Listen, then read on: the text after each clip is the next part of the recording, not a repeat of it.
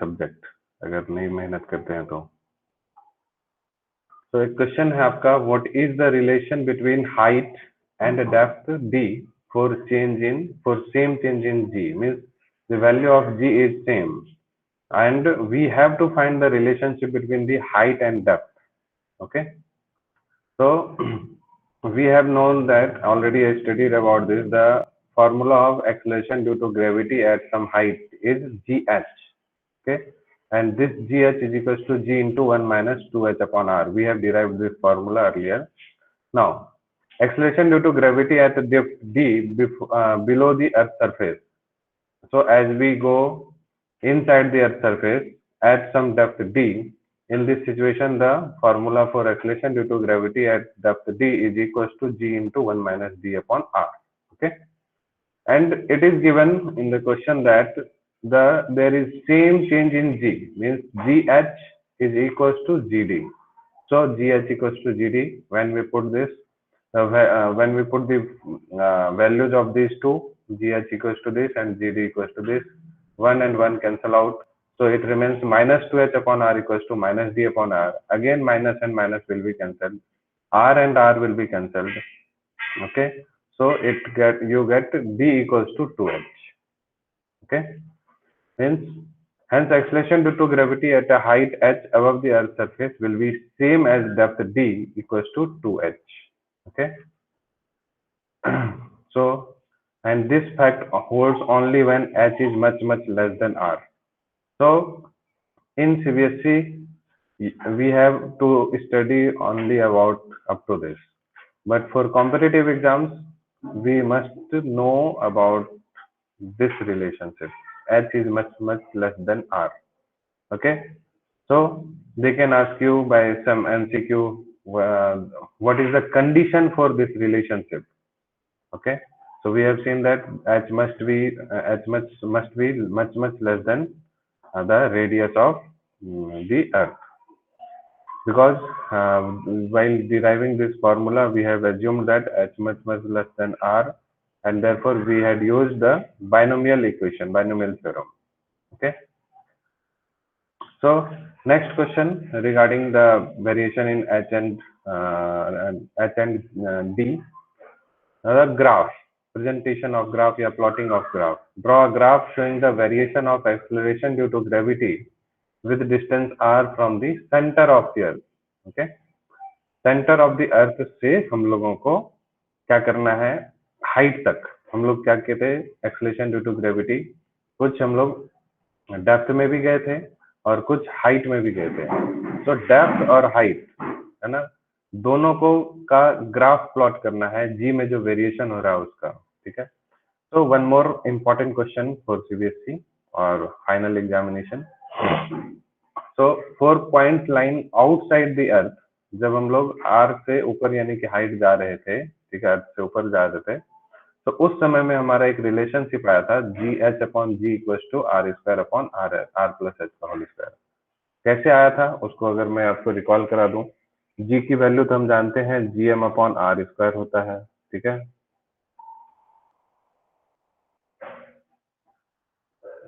और जी एच की जो वैल्यू होती है, this is equal to G M upon R की जगह पे क्या हो जाएगा, आर प्लस एच का होल स्क्वायर. और इन्हीं दोनों को डिवाइड कर देंगे तो जी एच अपॉन जी है ना, जी एम और जी एम कैंसिल हो जाएगा, आर स्क्वायर ऊपर चले जाएगा, आर प्लस एच का होल स्क्वायर नीचे आएगा. ठीक है, so from here we got the relationship. Okay, now we have got this. We assume that this r plus h, yeah, what is r plus h? This is the center of the earth and this is the radius, and h is, this is the height up to which the object has been raised, where we have to find the acceleration due to gravity. Okay, so this distance is r plus h, and it is denoted by, we have assumed that this distance is small r. So r plus h is replaced by r, and we got the formula gh is equals to g r square upon r square. Why? This g has got this side, okay, by cross multiplication we got r square upon r square, and like this. As we all know that the acceleration due to gravity at the surface of earth is fixed, radius of earth is fixed, only thing is variable, which is the distance r, because this h is changing, therefore r also changes. So we can say that this acceleration due to gravity due to the height h is inversely proportional to this distance. Okay. And what is the what is the graph nature of graph for the inverse square relationship? The inverse square relationship is like this, ऐसा, ठीक है, ऐसे होता है, हम लोग पहले ही देख चुके हैं इसके बारे में. So we have to plot the graph for the distance when distance is greater than r. Okay. Now the next thing is that points lying inside the earth, means here the this distance is less than r, means we are going in the depth. So what is the formula for the acceleration due to gravity due to depth? Gd upon g, we have known that Gd upon g is equals to r minus d upon d. During derivation we have studied this. So this g will go to that side, g into r minus d upon this. Okay. And we have assumed again this r minus d as the small r, means while we are going into the earth surface, means at depth d, so this distance is d and this distance is r minus d. Okay. So r minus d, we have assumed that this is small r again. Okay. So this is small r, so g into r divided by r, so gd equals to gr upon r. Again we see that this acceleration due to gravity and the radius of earth is constant. The only variable is here is small r, so we can say that this gd is directly proportional to small r, means there is the linear relationship between acceleration due to gravity and this distance. So when there is linear relationship, the graph is also linear and it is showing like this. Okay, means straight line. So now we have to plot the graph containing these two conditions. Initially, we are plotting the graph acceleration due to gravity versus this distance, which is varying. Okay, initially this distance will vary from the center of earth to the surface of earth, and from here h height, है ना, ये height कितना हो गया, यहाँ से यहाँ तक r हाइट चले गया, यानी कि जितना हम ऊपर अर्थ के सरफेस, है ना, के ऊपर गए, कितना अर्थ के रेडियस के बराबर ऊपर हाइट चले गए, यहाँ से यहाँ तक में और फिर r h हाइट चले गए, यानी कि r हाइट चले गए हम लोग. ठीक है, मीन्स यहाँ से यहाँ तक में हम लोग अर्थ के सरफेस, अर्थ के रेडियस का डबल हाइट ऊपर चले गए, फिर ये अर्थ के सरफेस से ट्रिपल हाइट ऊपर चले गए. So we are going upward r, 2r, 3r and 4r. So we have to see the values of these.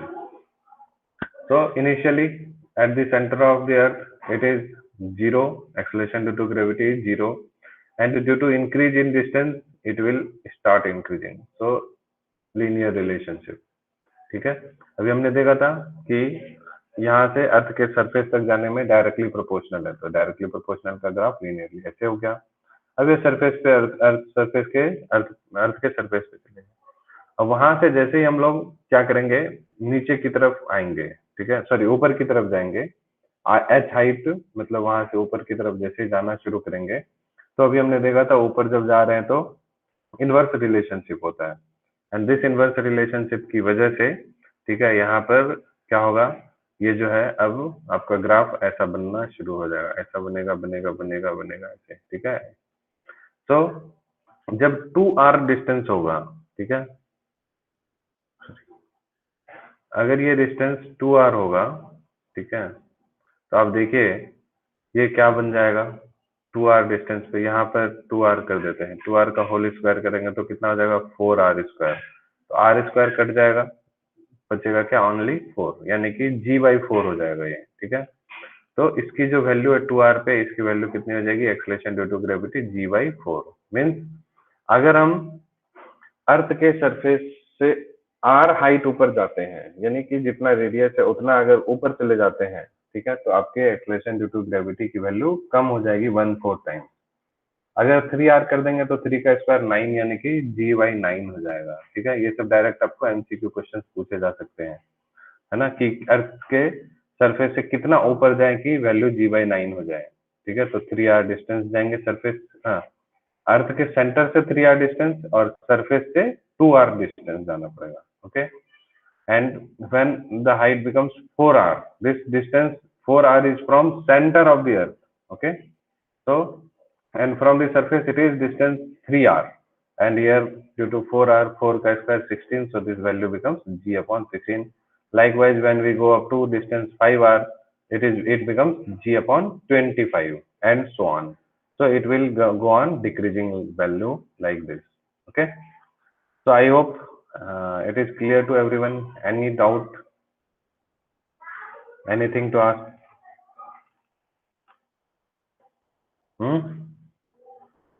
समझ आया सबको या नहीं आया? सर ग्राफ एक बार और बताइए। ओके, यहाँ पे सब ग्राफ कहाँ है? जब नहीं समझ में आता आप लोग पूछा कीजिए ना, चुपचाप बैठे रहने से कैसे होगा? ठीक है,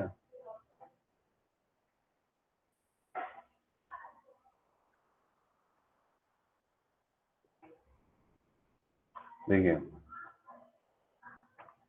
अभी हमने डिराइव किया कि जब हम लोग डेप्थ पे जा रहे हैं, नीचे अर्थ के सरफेस के नीचे जा रहे हैं, तो उस डेप्थ के कंडीशन में g is inverse directly proportional to r हुआ, यानी कि जैसे जैसे डिस्टेंस बढ़ेगा एक्सेलरेशन ड्यू टू ग्रेविटी बढ़ेगी। ठीक है, तो डिस्टेंस बढ़ रहा है, एक्सेलरेशन ड्यू टू ग्रेविटी बढ़ रही है, तब तक बढ़ती रहेगी जब तक कि हम लोग अर्थ के सरफेस पे जाएंगे। और उल्टा सोच के देखें, अर्थ के सरफेस से नीचे की तरफ आ रहे हैं, जी की वैल्यू कम होती है, कम होते होते होते होते जीरो पे आ जाती है। ये तो हम लोग पहले भी पढ़े थे। अब आया समझ में ये वाला क्वेश्चन, डेप्थ वाला? Yes sir. Yes sir. This is inside earth. अब फिर क्या बोल रहा है, ऊपर जाते हैं, ऊपर जाते हैं तो हम लोग पढ़े हैं कि जी की वैल्यू कम होती है। ठीक है, तो कम होती है तो g is inversely proportional to are square. अभी हमने देख लिया रिलेशनशिप, तो इनवर्सली प्रोपोर्शनल आर स्क्वायर होता है तो उसका ग्राफ ऐसे झुकता है। ठीक है, so outside the earth surface ऐसे होते चले गया, होते चले गया, होते चले गया, जीतते चले गया। ठीक है, ये इसको टच करेगा कहाँ पे, जब ये डिस्टेंस इन्फिनिटी हो जाएगा तब जीरो हो जाएगी जी की वैल्यू, यानी स्पेस में चले जाएगा तब जी की वैल्यू जीरो हो जाएगी।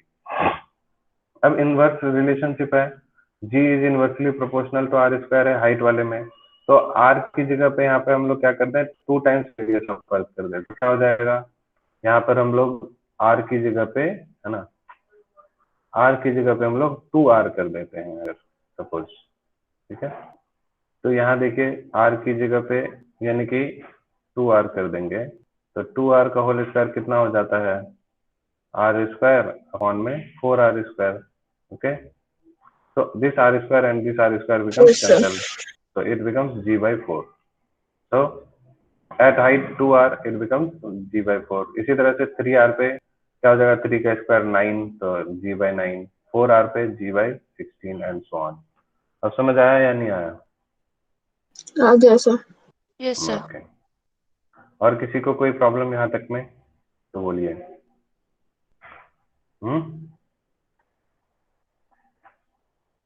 कोई प्रॉब्लम है किसी को? बोल ही नहीं रहे। No sir. No sir. Okay, no sir. so we have next topic that is called that is escape velocity. Do you know anything about the escape velocity? Anyone? What is this? What is escape velocity? थोड़ा बहुत किसी को पता है? Sir escape मतलब छुपाना। हाँ, escape मतलब छुपाना। वेरी गुड, अच्छा सोचा आपने। ठीक है, तो एस्केप वेलोसिटी का मतलब छुपाने वाली वेलोसिटी या कुछ और? कोई भी ऑब्जेक्ट बहुत दूर चले जाए ना, जो दिखे ना। हाँ, कोई भी ऑब्जेक्ट को इतनी स्पीड से फेंक दें कि वो हम लोगों को दिखे ही नहीं। ठीक है, दिखे नहीं कब ऐसा हो सकता है? जब When it वो is बहुत possible। दूर चले जाए। हाँ, दूर चले जाए मतलब कितना दूर चले जाए? 2 किलोमीटर, 5 किलोमीटर, 10 किलोमीटर। जैसे आप अपने घर से आप अपने नानी के घर फेंक दीजिए तो दिखेगा ही नहीं। कोई एक ऐसा चीज उठाइए, आप अपने घर से अपने नानी के घर फेंक दीजिए, ठीक है, तो क्या वो दिखेगा आपको ऑब्जेक्ट? No sir. नहीं दिखेगा। नहीं दिखेगा। तो यानी कि आपने उसको जिस स्पीड से फेंका वो इसके वेलोसिटी हो जाएगा। Yes sir. सर। ऐसा नहीं है, आपको नहीं दिखेगा खाली इससे मतलब नहीं है, नानी को तो दिख जाएगा कि आपने फेंका है, ठीक है। अर्थ सर। के सरफेस पे जितने भी लोग हैं किसी को भी ना ही दिखाई दे, ठीक है, ऐसा होना चाहिए। आई बात समझ में? ठीक है। Means yes sir. किसी भी बॉडी को आप इस तरह से फेंकिए, ठीक है, इस तरह से उसको जो है थ्रो कीजिए स्पेस में या ऊपर, कि वो वापस लौट के कभी ना आए, ठीक है, लौट के कभी नहीं आए। इट मीन्स कि इसको जो उस ऑब्जेक्ट को लौट के कभी नहीं आने का मतलब क्या है? लौट के आता है किसकी वजह से? किसकी वजह से लौट के आता है? Gravitational force. ग्रेविटेशनल फोर्स की वजह से। यानी कि हम ऐसा कुछ स्पीड दें कि ग्रेविटेशनल फोर्स ऑफ अट्रैक्शन को ओवरकम कर दे, ठीक है, उसकी औकात को मिटा दे, उससे ज्यादा स्पीड से उसको फेंके कि वो अर्थ के रेंज से बाहर चले जाए। एंड अगर वो स्पीड से अगर हम लोग फेंकते हैं किसी को, ये स्पीड, तो उसी स्पीड को बोलते हैं एस्केप स्पीड या वेलोसिटी, एस्केप वेलोसिटी, ठीक है। मालूम है किसी को कितनी स्पीड फेंकी जाए? अगर तुमको मान लो सपोज, जैसे जनरली क्या होता है कि जो स्कूल में टीचर्स बहुत खतरनाक होते हैं, स्पेशली फिजिक्स के टीचर बहुत गंदे होते हैं, ठीक है, बहुत ज्यादा काम देते हैं, होमवर्क देते हैं, तो गुस्सा तो आता है, उसको उठाओ, ऐसा उठाओ, इतनी कितनी स्पीड से फेंक दो कि वो दोबारा दिखाई ना दे। बताओ, फिजिक्स के टीचर को कोई एक बच्चा क्लास में उठा ले पकड़ के और फेंक दे, कितनी स्पीड से फेंकना चाहिए मालूम है? आपको बता देता हूँ ताकि आगे चल के अगर कभी ऐसी जरूरत पड़े तो ऐसा यूज कर सकते हैं। कुछ स्पीड फिक्स होती हुई, अभी हम लोग इसको डिराइव करेंगे, ये होती 11.2 किलोमीटर पर सेकेंड, ठीक है। सो आप लोगों में से कोई ऐसा ताकतवर बच्चा जो इतनी स्पीड से किसी चीज को फेंक सकता है तो मेरे को उठा के फेंक दीजिएगा, मैं फिर कभी दिखाई नहीं दूंगा, ठीक है। कोई भी ऑब्जेक्ट को आप 11.2 किलोमीटर पर सेकेंड की स्पीड अगर दे देते हैं, ठीक है, 1 सेकेंड में, यानी कि 11.2 किलोमीटर फेंकना है, ठीक। तो इतनी स्पीड अगर किसी भी ऑब्जेक्ट को आप अगर दे देंगे तो वो जो है आपको कभी भी दोबारा दिखाई नहीं देगा, हमेशा हमेशा के लिए अर्थ के ग्रेविटेशनल फील्ड को छोड़ देगा, ठीक है। समझ गए बात? सो उसी के बारे में हम लोग को पढ़ना है। This is the definition of escape velocity. It is the minimum velocity with which a body must be projected vertically upwards. कैसे? वर्टिकली ऊपर की तरफ फेंकना है, बिल्कुल ऐसे, ठीक है, in order that it may just escape the gravitational field of the earth. This is called escape velocity. Okay. So to get the expression for the escape velocity, we know we have to find the velocity, and this velocity is related with kinetic energy. Means escape velocity में फेंकने का मतलब है कि हम उसको infinite distance, अर्थ के surface से इन्फिनाइट डिस्टेंस पे फेंक रहे हैं। तो इन्फिनाइट डिस्टेंस पे फेंकने का मतलब है कि वहां पर कुछ ना कुछ पोटेंशियल एनर्जी और काइनेटिक एनर्जी का कॉन्सेप्ट यूज होगा, ठीक है। तो वो हम लोगों को डिराइव करना है। कैसे हम लोग वेलोसिटी को डिराइव करेंगे? तो हम लोग क्या करते हैं, पहले एक ऑब्जेक्ट कोई भी पी पॉइंट पर हम लोग एक ऑब्जेक्ट को मान लेते हैं सपोज, ठीक है, ठीक। ये अर्थ का सरफेस है, ये अर्थ है पूरा, उसका सरफेस है। अर्थ के सरफेस से, है ना, कितना r minus X minus R distance पे, ये पूरा सेंटर से, अर्थ के सेंटर से x डिस्टेंस पे कोई एक पॉइंट ऑब्जेक्ट को हमने रखा हुआ है अभी फिलहाल, ठीक है। क्लियर?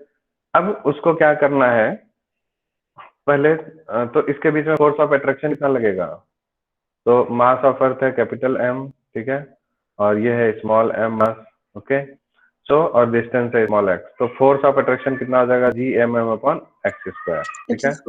पहले समझते चलिए, उसके बाद फिर मैं डिटेल से इसको मतलब एक बार समराइज कर दूंगा क्या किया हमने। तो पहले हम लोग क्या करते हैं, इस ऑब्जेक्ट को थोड़ा सा डिस्प्लेसमेंट देते हैं, कितना, dx डिस्टेंस से मूव कराते हैं। तो जब dx डिस्टेंस से मूव कराएंगे तो dw कितना हो जाएगा, f into D X, G M upon X square into D X, force into displacement is work done. तो छोटा सा वर्क डन हो गया।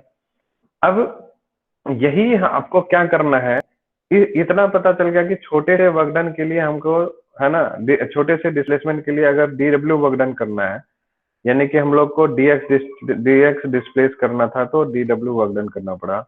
लेकिन हम ये चाहते हैं कि इसी चीज को हम लोगों को एक्चुअली यहाँ से नहीं फेंक के, कहाँ से फेंकना है, यहाँ से फेंकना, अर्थ के सरफेस में हम लोग हैं, यहाँ से फेंके और जाए कहाँ पे, इंफिनिटी पे। ठीक है, समझ गए।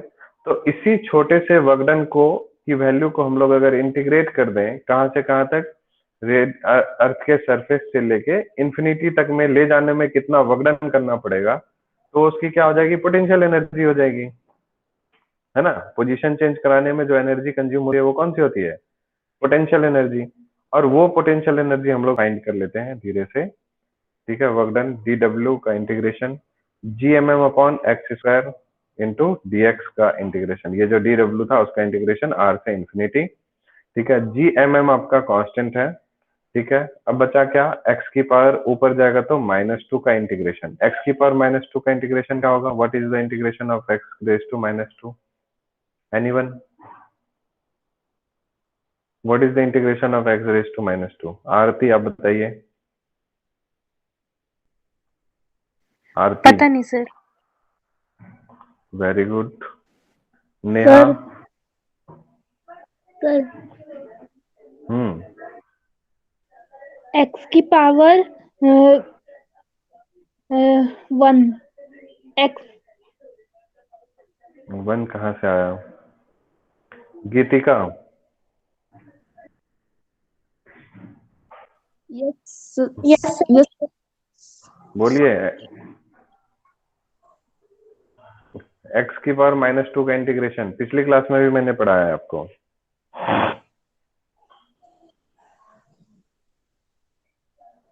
नहीं पता सर।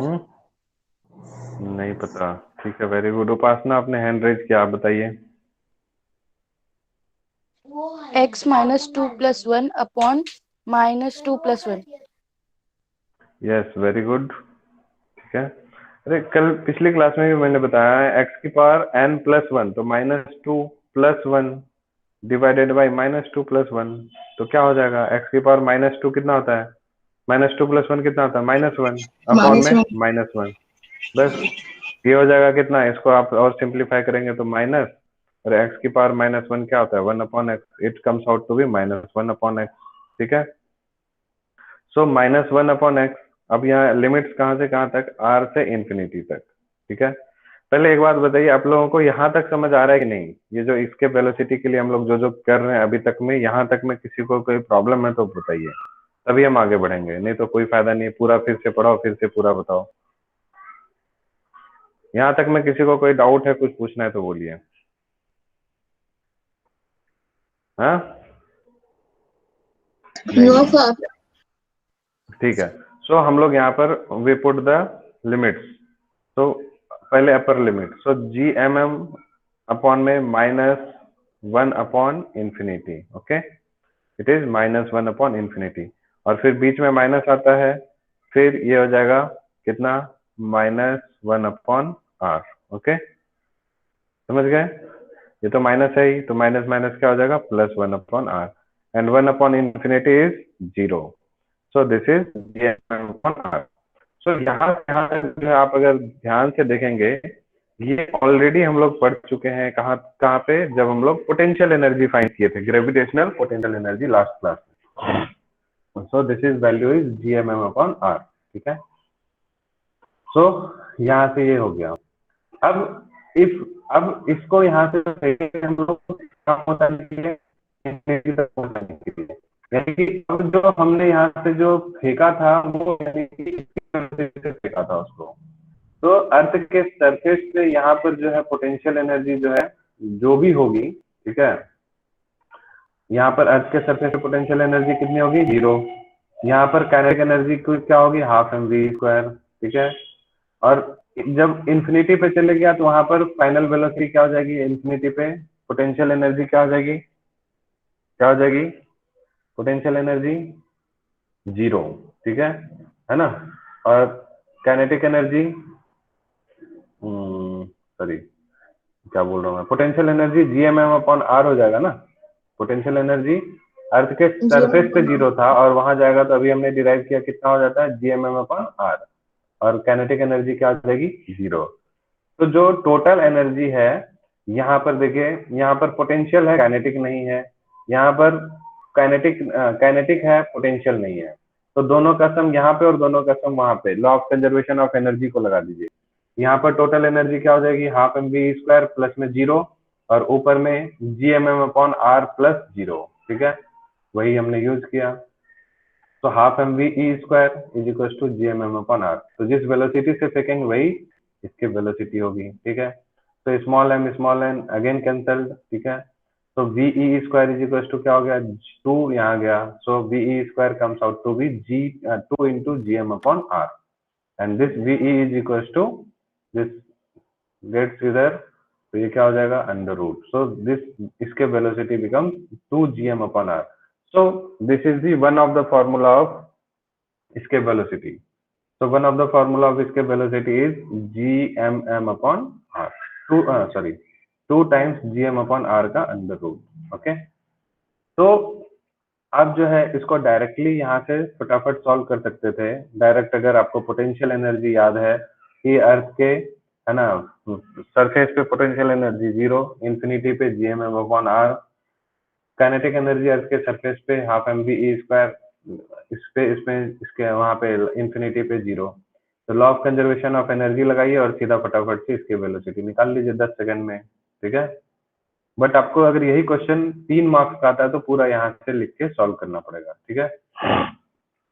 तो अब हम लोग ऑलरेडी जानते हैं G इक्वल टू GM/R², ये फॉर्मूला पढ़ चुके हैं रिलेशनशिप। तो G into M equal to small g into R², ठीक है। तो अब G इंटू एम की जगह हम लोग पुट कर देते हैं GR², ठीक है। तो एक R कैंसिल हो जाएगा, सिर्फ बचेगा 2GR का under root. So this is the second formula of escape velocity, okay. तो कितने फॉर्मूले अभी तक हम लोगों ने देख लिए, 2 फॉर्मूले देख लिए। कौन कौन सा, under root 2GR and another is under root 2GM/R, okay. both are almost same, okay. So now we put the values of this, we get the escape velocity, value of escape velocity, okay. So what is the formula, under root 2GR. So we put 2 into G, value of G 9.8 and R is the base of 6.4 into 10 to the power 6, okay. So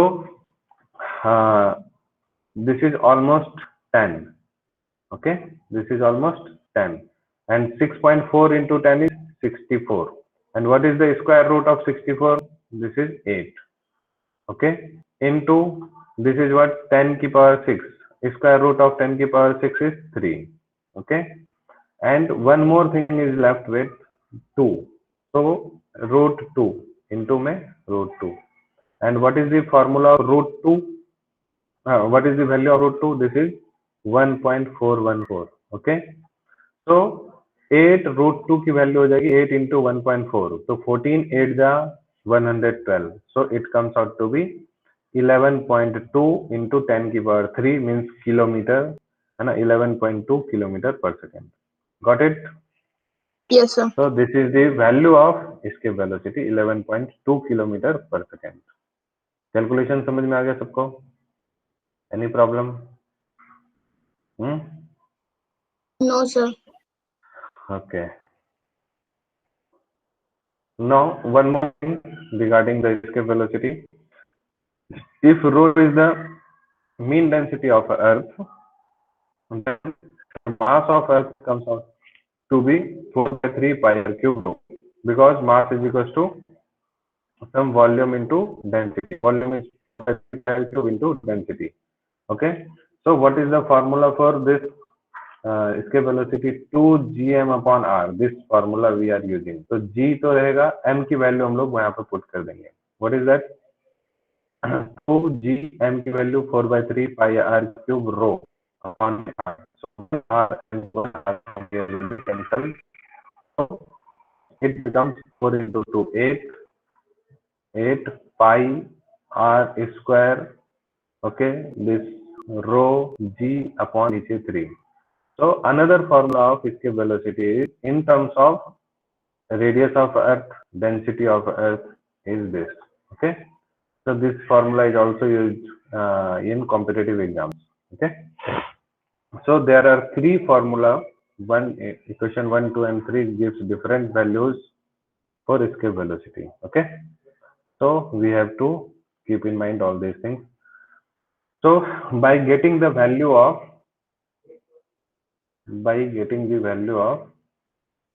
the acceleration due to gravity at moon and the radius of moon, we can also find the escape velocity of moon, and this comes out to be 2.3 kilometre पर second. यानी कि moon पे अगर आप 2.3 kilometre पर second से किसी चीज को फेंकेंगे तो मून से बाहर निकल जाएगा. उसी तरह से मरकरी का भी होता है कुछ, अर्थ का तो ये बता ही दिया, जुपिटर पे बहुत ज्यादा. सन से किसी चीज को फेंक के गायब करना है तो 618 किलोमीटर पर सेकेंड, जो बहुत ज्यादा होता है, और न्यूट्रॉन स्टार में तो उससे भी ज्यादा है. ठीक है, so these are the escape velocities of this. ठीक है, but you have not to learn all these things. You have to keep in mind only for the earth escape velocity. Okay, so now we are going to learn about the natural and artificial satellites. So what is a satellite? We all know that satellite is a body which continuously revolves on its own around a much larger body in a stable orbit.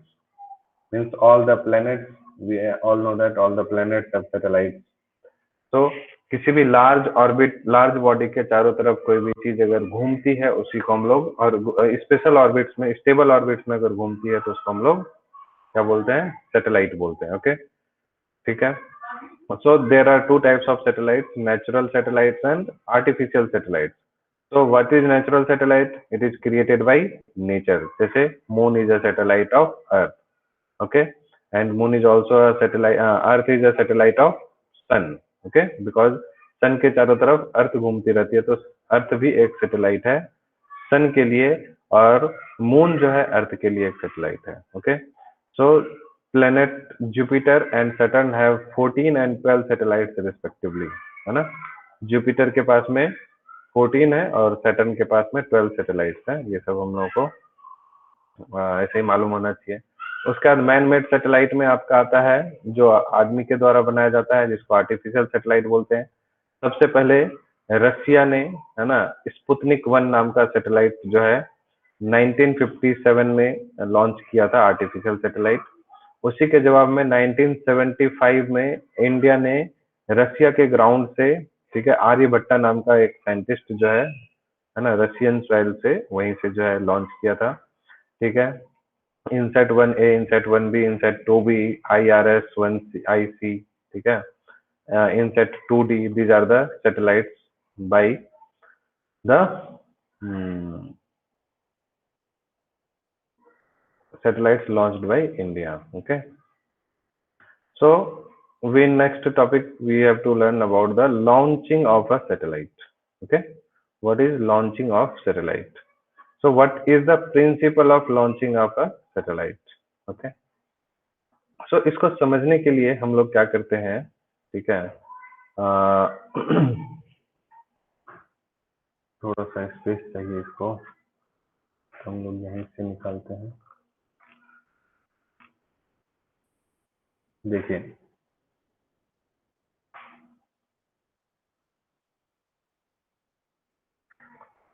अगर suppose ये आपका अर्थ का surface है, ठीक है, ये आपका अर्थ का सरफेस है, और यहाँ पे एक बड़ा सा टावर है. ठीक ठीक, बहुत ज्यादा हाइट से आप किसी ऑब्जेक्ट को फेंक रहे हैं. ठीक है, अर्थ का सरफेस आप ये छोटा सा नहीं समझिएगा. यहाँ से हम कुछ वेलोसिटी से इनिशियल हॉरिजॉन्टल वेलोसिटी दिए, तो ये हॉरिजॉन्टल वेलोसिटी देने से क्या होगा, प्रोजेक्टाइल मोशन करके ये ऑब्जेक्ट जो है यहाँ के अर्थ के सरफेस पे गिर जाएगा. एग्रीड? यहाँ तक कोई दिक्कत किसी को? No, ये sir. समझ आ रहा है या नहीं? Okay, so again what we do is we increase the velocity of this object again from that place only. If we increase the velocity of this object with larger velocity, it will have larger velocity and it will have a large radius of parabola. So from the center of the means from the surface it will have large range as compared to earlier. यहाँ पर आके ये गिरेगा. Yes or no? Again, when we throw this the same object with some more velocity, okay, means अब थोड़ा सा पहले से ज्यादा और वेलोसिटी बढ़ा के हम इस ऑब्जेक्ट को फेंकेंगे तो ये क्या होगा, यहाँ से फिर से पैराबोलिक पाथ लेगा और थोड़ा सा और ज्यादा डिस्टेंस पे जाके गिरेगा. गिरेगा कि नहीं? ठीक है. फिर और ज्यादा स्पीड बढ़ाएंगे तो क्या होगा, और ज्यादा स्पीड बढ़ाएंगे और ज्यादा यहाँ पर, है ना, यहाँ आके गिरेगा. तो अर्थ का कर्वेचर पे कहीं ना कहीं जाके गिर रहा है. यस और नो? Yes. अर्थ के कर्वेचर पे कहीं ना कहीं जाके ये फॉल कर रहा है. ओके, तो लेकिन अब सोचिए कि अगर हम इसी से थोड़ा और ज्यादा स्पीड से अगर फेंक दें तो क्या होगा? क्या होगा फिर? ये अर्थ के सरफेस को कहीं टच नहीं करेगा, अर्थ के सरफेस से बाहर चला जाएगा. है या नहीं? अर्थ के सरफेस पे नहीं गिरेगा, अर्थ के सरफेस से बाहर चला जाएगा. यस और नो? ये बोलिए हाँ या नहीं. Yes, sir. ठीक है. तो जैसे ही अर्थ के सरफेस से बाहर चला गया मीन्स ये हमेशा अब अर्थ के अट्रैक्शन में अर्थ के चारों बगल घूमता रहेगा. अगर ये अर्थ है तो ये बॉडी अब अर्थ के सरफेस पे तो कभी नहीं गिरेगा, अर्थ के चारों बगल ऐसे ऐसे ऐसे ऐसे ऐसे घूमता रहेगा और इसके अर्थ के ग्रेविटेशनल फोर्स ऑफ अट्रैक्शन की वजह से चारों बगल घूमता रहेगा. ठीक है, आराम से. ओके, एक मिनट.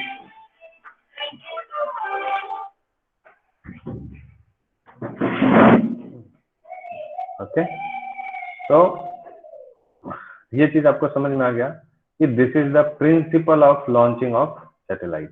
किस तरह से किसी भी सैटेलाइट को लॉन्च किया जाता है उसका जो प्रिंसिपल है वो यही है. ठीक है, इसको आप देखिए कैसे है. ये रेडियस ऑफ अर्थ, ठीक है, ये था. पहले फेंके, ये थोड़ा सा यहाँ आया, थोड़ा सा यहाँ आया, थोड़ा सा यहाँ आया और एक ऐसी वेलोसिटी दिए कि अर्थ के सरफेस को कभी टच ही नहीं किएगा और स्टेबल ऑर्बिट में अर्थ के चारों तरफ अगर रिवॉल्व करता रहेगा तो वही बन जाएगा उसका सैटेलाइट.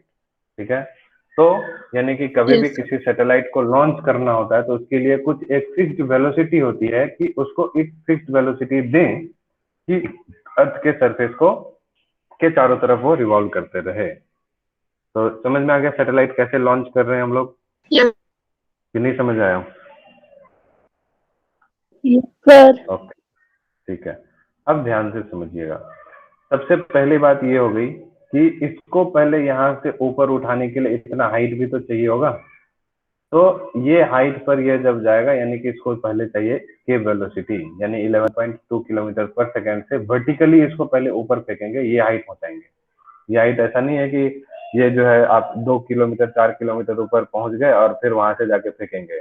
ठीक है, आप समझ रहे हैं ना, 2-4 किलोमीटर ऊपर जाके जाएंगे तो इसको फेंकेंगे तो क्या ये कहीं ना कहीं किसी न किसी चीज से टकराता रहेगा. मीन्स इसको सफिशियंट बहुत ज्यादा अमाउंट में हाइट चाहिए. ठीक है, तो पहले इसको ये एस्केप वेलोसिटी देने के लिए यहाँ से यहाँ तक पहुंचाने के लिए 3 स्टेज है ना प्रोसेस लेके जाना होता है, 3 स्टेज में लेके जाना होता है.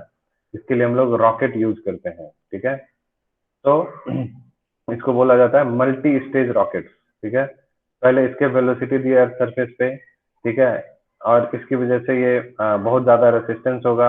अब हाइयर इसके वेलोसिटी और this is generally 3 stage rockets are used for this. ठीक है, और थर्ड स्टेज में जाके ये जो है थर्ड स्टेज में जाके रॉकेट यहाँ पर पहुंचेगा. अब वहां पर जाके उसको ऑर्बिटल वेलोसिटी देंगे कि वो इस ऑर्बिट में जाके रिवॉल्व करना शुरू कर दे.